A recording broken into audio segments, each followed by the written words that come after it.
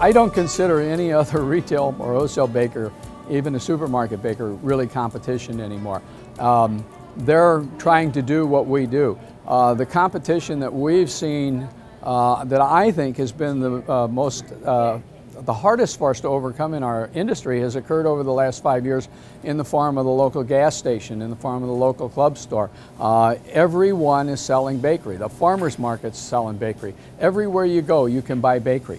So no one of those, Dunkin' opening new stores, Krispy Kreme opening new stores, no one place has hurt us, but the Krispy Kreme opening up the street, the Costco opening up the street, the Sam's up the street, the Walmart up the street, the Quick Trip up the street. Pretty soon, in the 10 years that we've been here, all of a sudden we have 8 people that are non-traditional bakery people who are really direct competition with us. So I no longer consider any baker really competition. They're the person I need to compare notes with and try to say, how do we become relevant and compete with the world that we have now when so many different places are offering what we do and they're more convenient than we are? What is it that we've got to do to pull that customer the extra distance to get them in our door?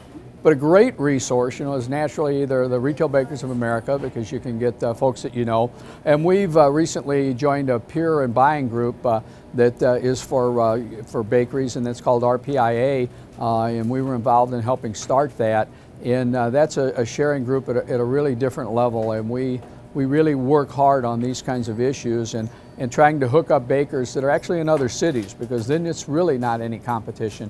Who am I like in another city? And they're really willing to share in a really deep level, from finances to products all the way through. And that's really helped me getting to know some really good friends around the country. A great friend of mine, Larry Merritt, down in Tulsa, Oklahoma. Very similar operation to mine, 3 stores, a large main plant. And we can share payroll ratios, cost ratios, so many things, because our Midwestern location and things lends us to have much the same kind of cost basis. So it really helps us to know whether we're operating profitably or not, or what products might be popular, or what colors are good for a remodel. Because every time I go in a bakery, I get a new idea.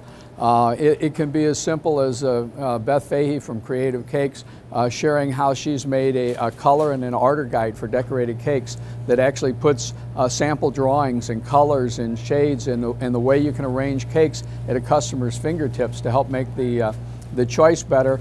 Just last week when I was in Wisconsin, I stopped at Uncle Mike's Bakery up in Appleton, or outside of Appleton, and they were making a brownie with chocolate chip cake batter on top of it, no eggs in the chocolate chip cake batter, and dipping it in chocolate. That's a great idea. We're going to bring it back and do it. So, there are ideas that you pick up all over the country, and they can be practical or they can be, actual baking ideas.